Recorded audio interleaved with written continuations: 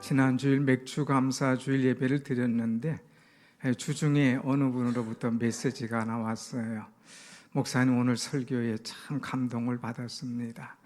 저도 지나간 6개월 동안 감사한 것이 있어서 시를 적어서 목사님에게 보내드리니 한번 읽어보세요 하고 시를 보내왔는데, 이 시가 완전히 한글로 쓴 게 아니라 한문, 한시예요. 한시. 이분은 영문학을 전공했는데 우리 한문으로 시를 쭉 써서 왔는데 얼마나 감동이고 놀라운 그런지 너무너무 감사했어요. 사랑하는 여러분, 우리가 감사하면 자꾸 감사할 일이 생깁니다. 전반기에 여러분 얼마나 감사했습니까? 우리가 후반기도 감사하면서 은혜롭게 새로운 문을 열어가기를 다시 한번 축원합니다. 아멘. 설교할 때마다 제일 어려운 것 중에 하나가 있는데 그것이 뭐냐? 설교 제목을 잡는 거예요. 오늘 설교를 어떤 제목으로 어떻게 풀어갈 것인가? 오늘 설교 제목이 조금 이게 설교 제목인지 이렇게 하겠다고 하는 계획인지 뭔지 잘 모르겠죠. 한번 제목을 한번 볼까요? 뭐라 하겠나? 후반기를 사도행전과 함께. 이거 설교 제목인지 이렇게 살겠다고 하는 건지 이렇게 하자고 하는 건지 조금 여러분 잘 모르실 거예요. 그런데 이 제목을 만들기까지 세 가지 의미를 뒀습니다. 그동안에는 전반기에는 이 요한복음 강해를 했잖아요. 요한복음 말씀을 쭉 보고 이제 딱 끝나고 맥주감사절 이후로 이제 7월부터는 후반기에는 사도행전을 강해할 수 있도록 하나님께서 길을 열어주신 거죠. 요한복음 딱 마치고 이제 사도행전으로 이어가는 것, 이거 얼마나 감사합니까? 또 하나는 내 인생이 이제 전반기가 끝났는데 2026년이 전반기가 끝났는데 후반기는 어떻게 살아갈 것인가? 가장 모범적이고 가장 가져야 될 비전이 사도행전 교회를 꿈꾸면서 사도행전 하나님께서 보여주시는 그 설계도를 따라가면 그 신앙생활이 틀림이 없다 해서 후반기는 사도행전과 함께 이렇게 했습니다. 또 하나의 의미는 우리 교회가 이제까지는 함께 세워져 가는 교회라 이런 타이틀로 이런 주제로 나왔죠.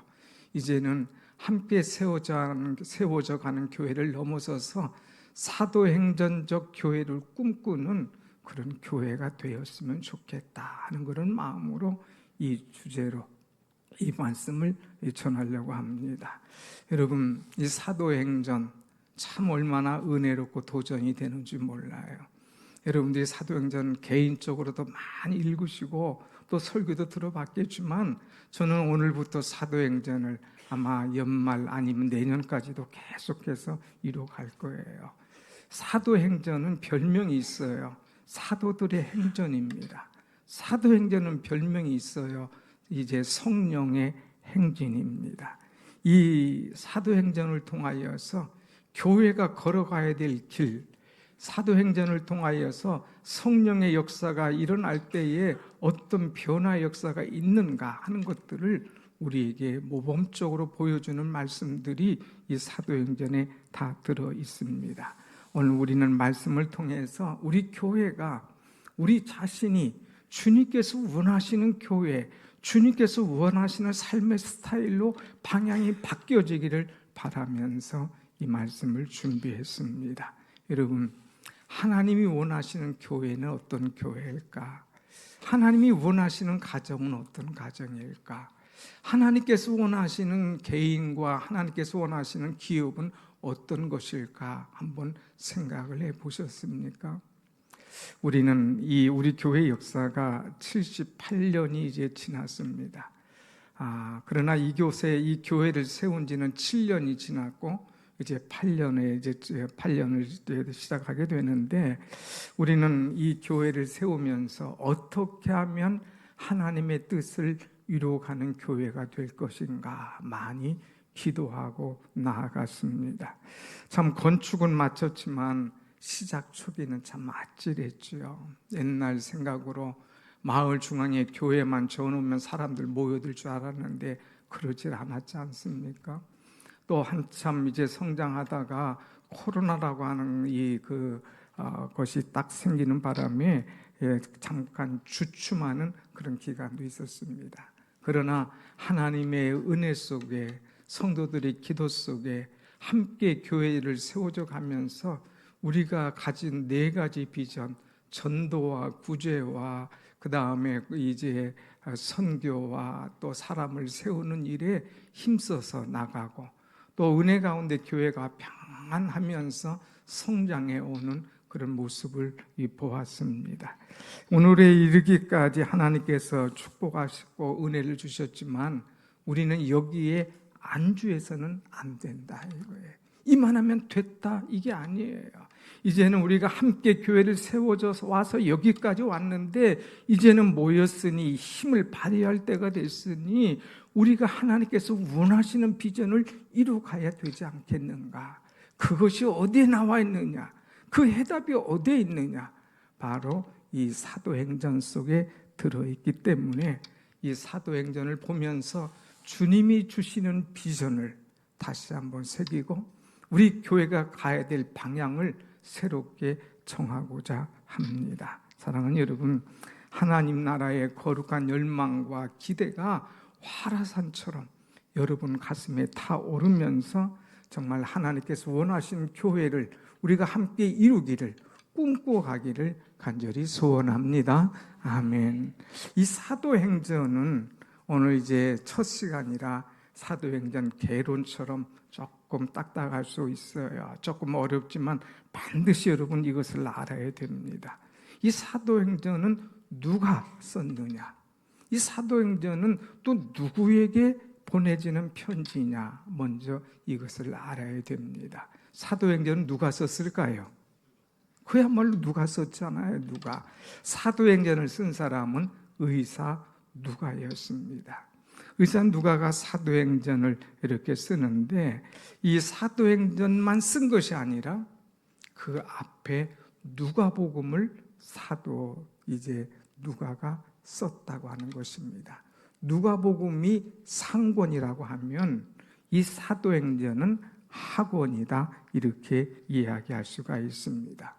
사도행전 하면은 바울만 생각하지만 사실 바울은 바울 쓰신 13개의 편지를 썼는데 누가는 얼만큼 성경을 썼느냐? 누가복음이 24장이에요.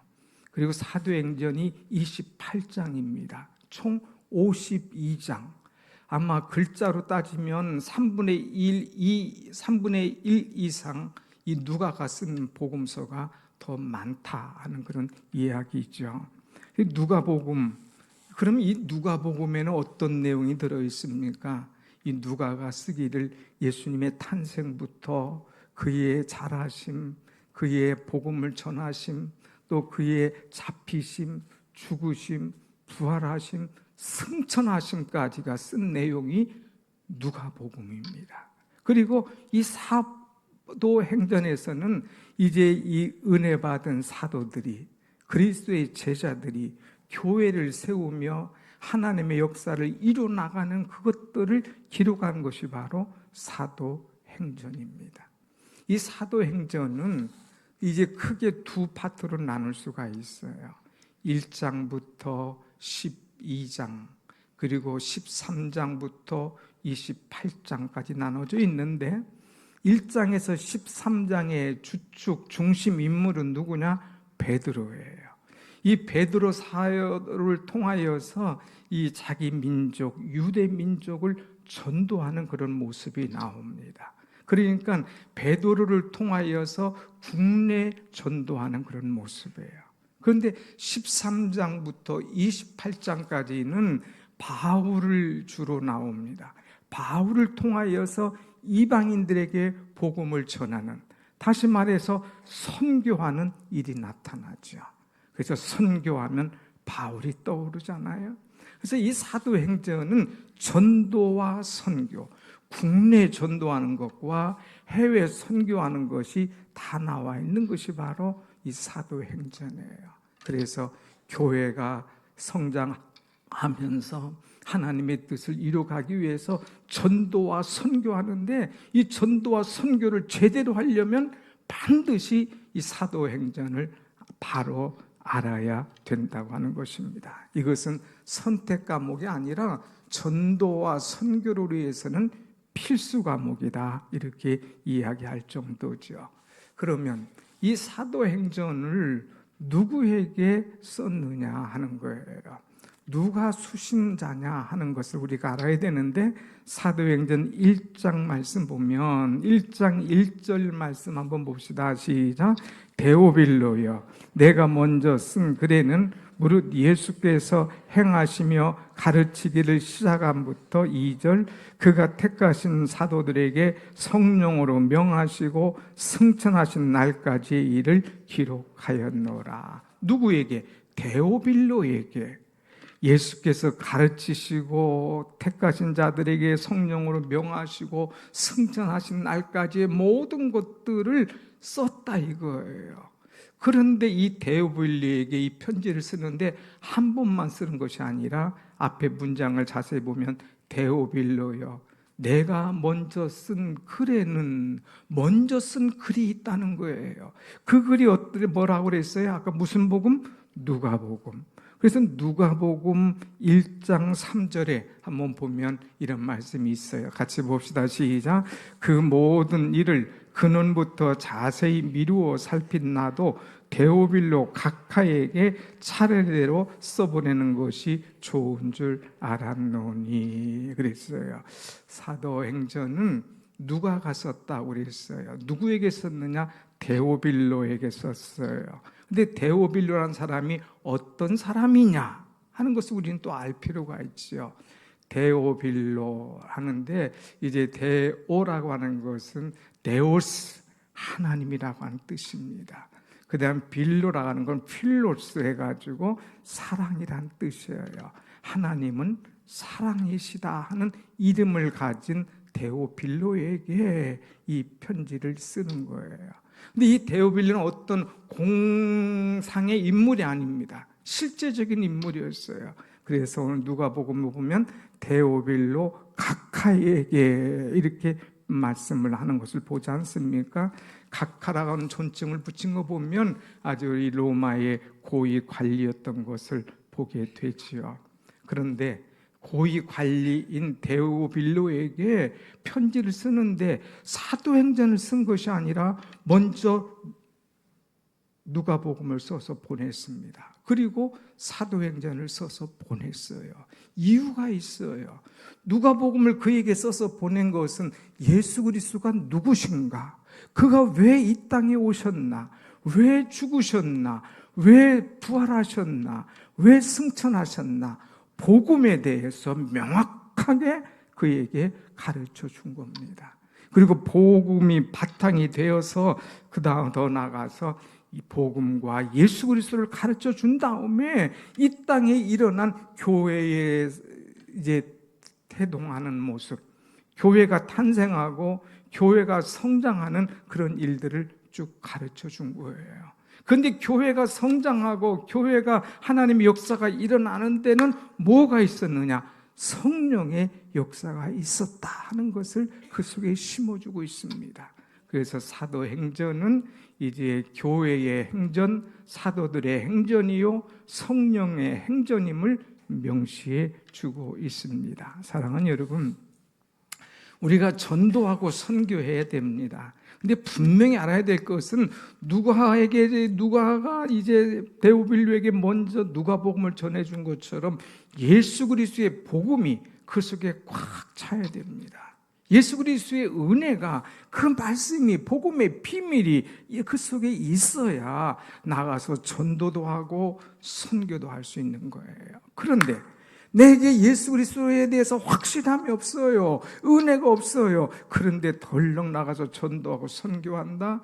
오히려 시험 들고 어려울 때가 많이 있습니다. 사랑하는 여러분, 우리 교회는 전도하고 선교의 꿈을 꾸는 그런 교회입니다.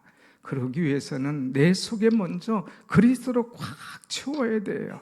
복음이 살아있는 교회, 확실한 복음을 붙잡고 이 복음의 메시지를 가지고 나가서 전할 때에 한 영혼이 전도되고 이방 사람들의 선교의 역사가 아름답게 미쳐지는 그런 은혜가 분명히 임할 줄로 믿습니다. 아멘. 그래서 이 성령의 행전을 우리가 이루어가는 교회가 될 것임을 이제 생각하면서, 그러면 사도행전에서 보여주는 교회의 모습은 어떤 것인가? 사도행전의 교회는 개인의 꿈을 이루는 교회가 아니라 하나님 나라를 꿈꾸는 그런 교회의 모습임을 우리에게 보여주고 있습니다. 누가는 사도행전을 기록하면서 누가복음의 내용을 간략하게 요약을 합니다. 다시 한번 1절 말씀 한번 보면 1절 봅시다. 시작.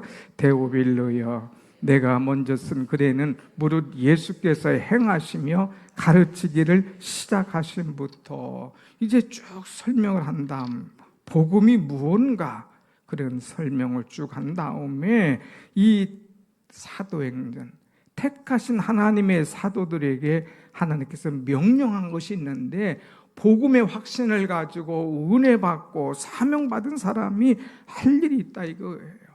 예수 그리스도가 이 땅에 오신 이유가 뭐냐, 이것을 알아야 된다 이거예요. 그러기서 3절의 말씀을 주고 있습니다. 3절 말씀 같이 봅시다. 시작. 그가 고난받은 후에 또한 그들에게 확실한 많은 증거로 친히 살아계심을 나타내사 40일 동안 그들에게 보이시며 하나님 나라의 일을 말씀하시니라. 아멘. 예수님께서 부활하셨어요. 그리고 승천하시기 전 40일 동안에 많은 사람에게 나타나서 말씀을 하십니다. 그런데 이 많은 사람들, 제자들에게 나타나 말씀하시는데 그 말씀의 중심이 뭐냐? 하나님 나라, 하나님 나라에 관한 말씀을 쭉 하고 계셨습니다. 사랑하는 여러분, 정말 온전한 성도라면, 은혜 받은 성도라면, 하나님을 사랑하는 성도라면 우리는 하나님의 나라를 생각해야 된다고 하는 거예요. 하나님의 나라를 생각해야 돼요. 하나님의 나라는 성경에서 얼마나 중요한 핵심인지 모릅니다. 핵심적인 이야기예요. 주님께서는 항상 우리에게 하나님의 나라를 생각하기를 원하셨습니다. 하나님의 나라는 그럼 뭐냐? 하나님의 통치가 임하는 곳이 하나님의 나라예요. 하나님의 나라는 죽어서만 가는 천국 이렇게만 아니라 하나님의 통치가 임하는 곳, 하나님의 임재가 임하시는 곳, 하나님의 명령이 임하는 곳, 하나님의 말씀대로 순종하는 그곳이 바로 하나님의 나라가 이루어지는 줄로 믿습니다. 아멘. 그래서 이 하나님의 나라를 항상 이루려고 애를 써야 돼요. 그런데 사랑하는 여러분, 오늘 실제로 여러분은 그렇습니까? 여러분의 삶에, 여러분의 직장에, 여러분의 예배에, 여러분의 기도에 하나님의 나라를 위하여서 얼마나 우리가 기도하고 있느냐 이거예요. 대부분, 죄송합니다만 80%가 개인이에요. 개인의 나라, 그냥 자신을 위하여서, 자녀를 위하여서, 이제 자신의 목적을 위하여서, 자신의 꿈을 위하여서 자신의 것만 이야기하지, 생각하지, 그 꿈을 갖지 하나님의 나라는 그렇게 많지 않다고 하는 거예요. 그래서 우리 주님은 하나님의 나라에 대해서 부활하신 후에 40일 동안 계속해서 말씀하십니다. 제자들의 관심은요, 아직도 이스라엘 백성들이 언제나 정치적인 해방을 받습니까? 그때가 언제입니까? 이스라엘 나라를 회복하심이 이때입니까? 하고 계속 물어봐요. 그런데 하나님은 그런 거 관심 없었습니다. 하나님의 나라, 하나님의 나라, 여기에 대해서 계속해서 전파하는 말씀을 보게 되지요. 사랑하는 여러분, 우리의 마음이 어디에 속해져 있는가 우리 한번 생각해 보세요. 마태복음 6장 33절 말씀 보면 너희는 먼저 그의 나라와 그의 의를 구하라. 먼저 할 것이 뭐냐? 하나님의 나라야, 하나님의 의야. 이거 구하면 이 모든 것 위에 너희에게 더하시리라. 하나님의 나라가 1순위야, 아니 0순위야. 그러면 이 모든 것 위에 필요한 대로, 너희 구하는 대로 다 내가 너희에게 주마 약속하시는 거지요. 영국 17세기에 영국에 한 가문에서 자란 두 청년이 있었습니다. 근데 이 청년들이 똑같이 명문대를 졸업하고 장래가 촉망되는 그런 청년들이었습니다. 어느 날 한 지인이 이 두 청년을 세워놓고 질문을 합니다. 앞으로의 인생 계획과 꿈이 뭔가 하고 묻습니다.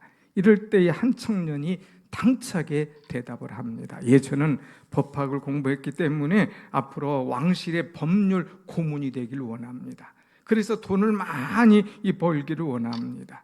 그리고 자기 가문의 이름을 영국 전역에 좀 펼치기를 원합니다.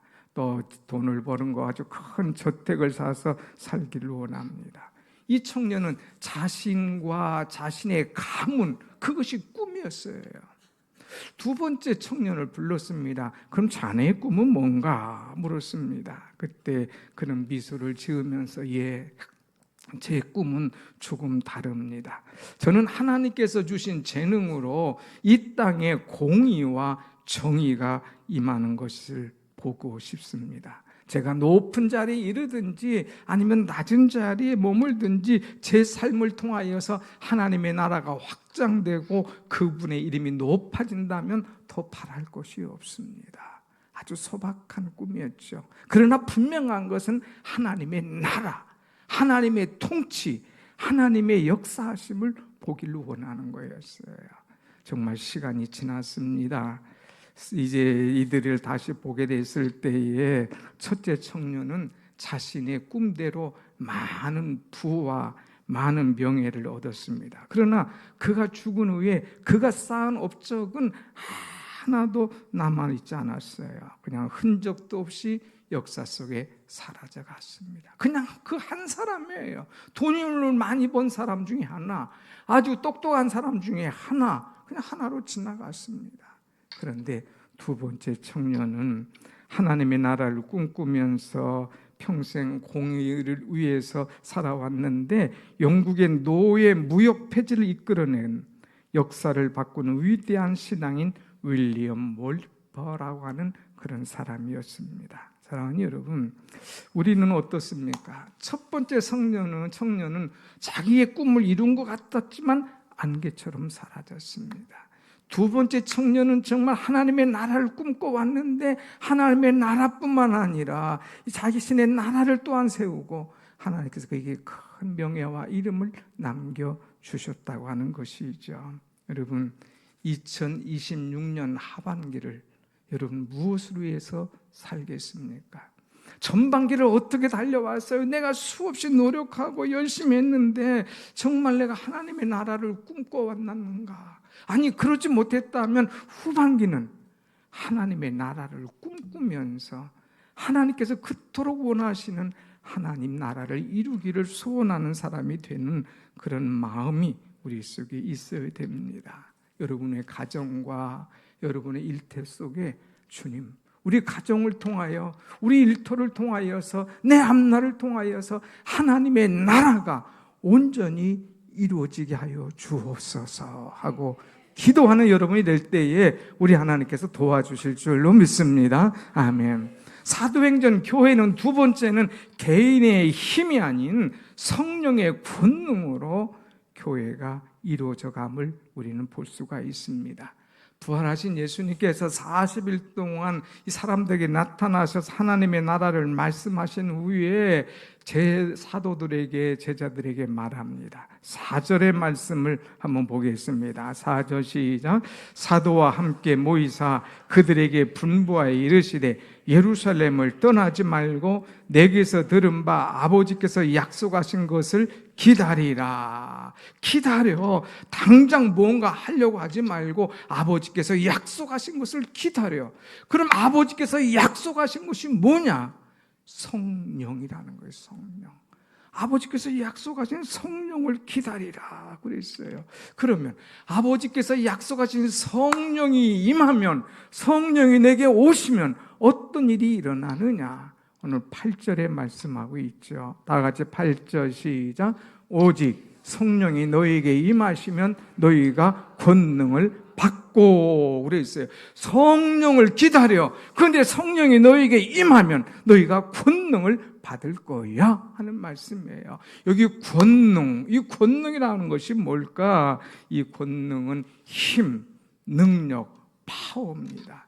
영어로 말하면 다이너마이트와 같은 폭발적인 그런 일들이 일어나는 것이 바로 권능이라고 하는 거예요. 그래서 이 권능이라고 하는 것은 마치 폭탄이 터지는 것 같은 자신이 주체할 수 없는 어마어마한 일들이 일어나는데, 이 일들이 무엇을 통하여서 일어나느냐? 성령을 통하여서 일어난다고 하는 것입니다. 그래서 사도행전의 별명이 성령행전입니다. 오늘 사랑하는 여러분, 오늘 여러분을 통하여서, 우리 교회를 통하여서 이런 성령의 권능, 성령의 역사가 일어나기를 간절히 소원합니다. 아멘.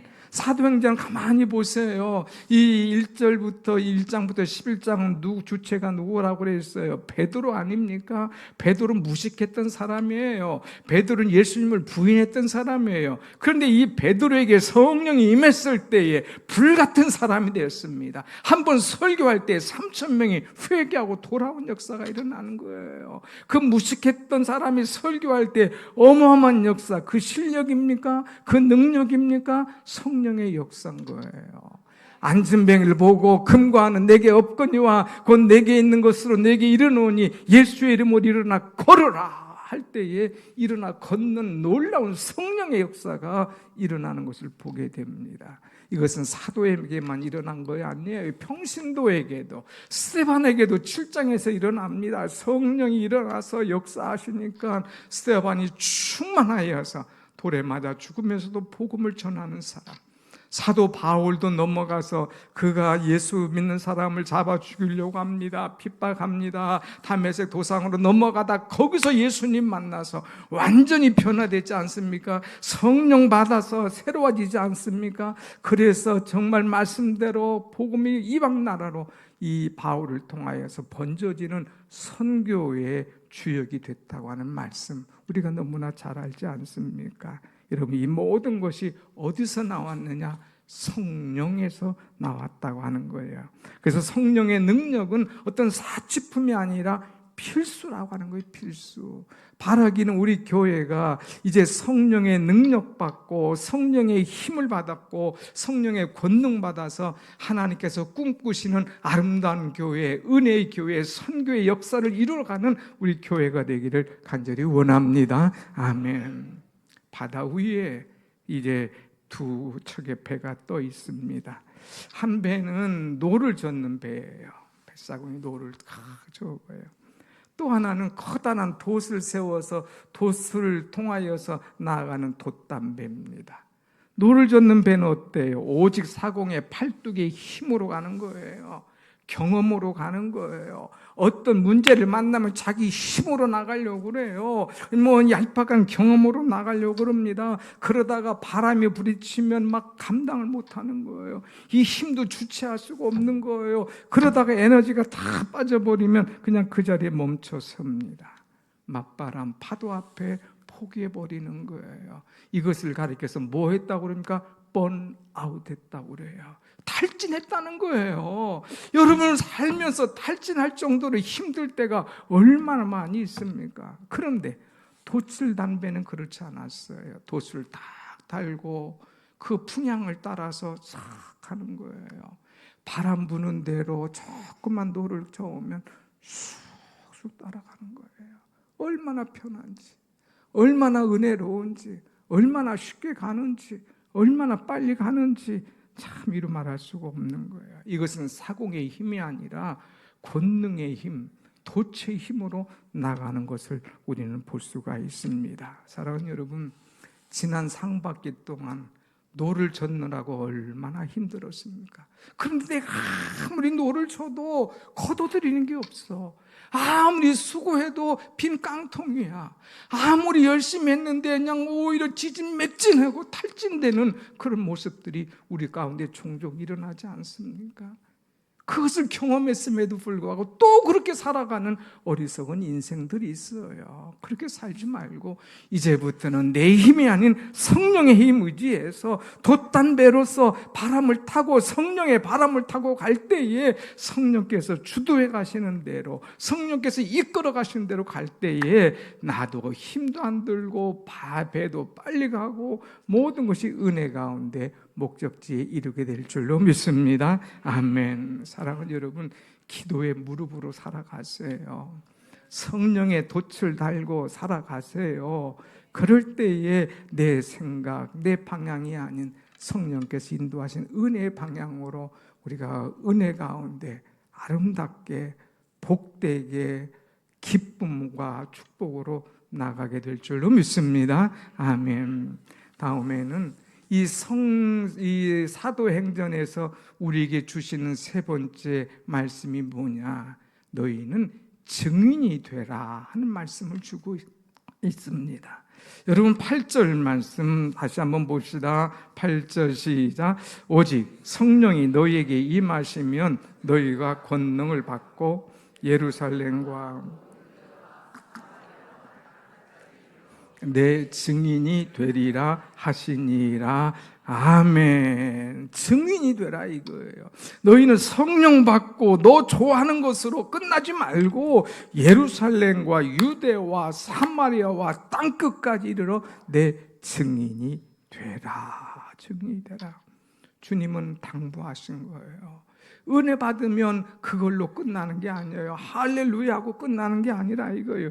은혜 받은 사람은 이제 더 나가서 할 일이 있다 이거예요. 하나님께서 내게 은혜 주셨으니, 하나님께서 내게 사명 주셨으니, 하나님께서 내게 축복 주셨으니 하나님 기뻐하시는 삶, 하나님의 나라를 이루는 그런 삶을 이루어 가야 된다고 하는 것입니다. 부흥하는 교회의 특징은 뭐냐? 받은 은혜를 흘려보내는 거예요. 축복받는 사람의 특징이 뭐냐? 하나님께 주신 축복을 흘려보내는 거예요. 증인된 삶. 저분 보니까 하나님 살아계셔. 저렇게 나도 믿었으면 좋겠어. 저 가정 보니까 은혜가 있고 생명이 있고 기쁨이 있네 하면서 그 도전을 받는 거죠. 오늘 여러분 은혜 받았으면 여러분 가정으로 돌아가잖아요. 가정에서 증인이 돼야 돼요. 아이고 당신 교회 가서 은혜 받고 왔구만. 역시 나도 한번 가고 싶은데. 좀 남편이나 자녀들이 도전받을 수 있도록. 여러분 직장 가면 여러분은 증인이에요. 증인. 요즘 크리스찬 내가 못 믿겠는데 당신 보면 내가 믿겠어 하는 사람. 여러분 사업장 속에 가면 사람들이 만나면 막 별의별 방법을 다 하잖아요. 요새 사업가 같지 않네. 정말 당신같이 정직하고 분명하신 분 내가 못 봤는데 정말 하나님을 믿는 분이구만. 역시 증인이에요. 증인. 여러분 우린 증인의 삶을 살아야 돼요. 증인이라고 해서 꼭 선교 가고 해외 가서 이제 복음만 전하여 증인이냐? 아닌 거예요. 우리가 복음 듣고 말씀 듣고 은혜 받았으면 가정에서 또나 직장에서 그리고 사업장에서 인간관계 속에서 내 모든 것이 달라져야 돼. 내 언어가 달라져야 되고 내 삶이 달라져야 되고 내 모든 것이 달라질 때 나를 보고 하나님께 영광 돌리는 그런 일들이 많아지게 될 줄로 믿습니다. 아멘. 사랑하는 여러분, 이제 주님은 우리에게 명령하십니다. 이제 사도행전을 통하여서 우리 교회가 꿈꿔야 될 교회의 모습이 어떤 것인가 우리에게 가르쳐 주셨습니다. 우리는 하나님의 나라를 이루어갑시다. 내 힘이 아닌 성령의 힘을 의지하며 살아갑시다. 이제 내 목적, 내 꿈만 이뤘다고 끝이 아니라 그리스도의 증인으로 더욱더 하나님의 나라를 이루어갈 때에 하나님께서 우리 교회와 여러분들을 더욱더 기뻐하시고 축복하실 줄로 믿습니다. 아멘. 그래서 2026년 하반기를 이렇게 사도행전을 보면서 사도행전을 쓰면서 또 다른 사도행전을 만들어가면서 나아가자 이거예요. 사도행전 28장까지라고 그랬지 않습니까? 우리가 28장으로 끝난 것이 아니라 이제부터는 우리 교회의 역사, 이제부터는 우리 가정의 역사, 이제부터는 우리 기업의 역사를 써나가자 이거예요. 그래서 Acts 29, 28장으로 끝난 것이 아니라 29장을 통하여서 우리 가정, 우리 교회 이야기, 우리 기업의 이야기를 써나갈 때에 우리 하나님은 얼마나 기뻐하실까. 사랑하는 여러분, 오늘부터 돌아가시면 사도행전 1장 말씀을 하루에 한 장씩만 읽어봅시다. 다음 주에는 12절부터 설교하겠지만 한 장을 일주일에 한 번씩 읽으면 7번 읽어요. 그러면 설교가 쏙 들어올 겁니다. 설교가 쏙쏙 들어오는 거예요. 읽는 것으로 안 되면 필사를 하세요. 또 써보세요. 뭐 영어로 쓰든 한문으로 쓰든 한글로 쓰든 쓰면서 그 사도행전 속에 푹 들어가 봅시다. 저는 이번 하반기에는 사도행전에 푹 젖어서 살기를 원합니다. 더 나아가서는 성령에 푹 파묻혀 살기를 원합니다. 그래서 성령께서 우리 교회에 하시는 말씀, 성령께서 내게 주신 말씀, 성령께서 내게 원하시는 것들을 우리 교회를 통하여 우리 성도 여러분을 통하여 더 크고 더 위대하고 더 힘있게 펼쳐나가기를 간절히 소원합니다. 아멘. 기도하십시다.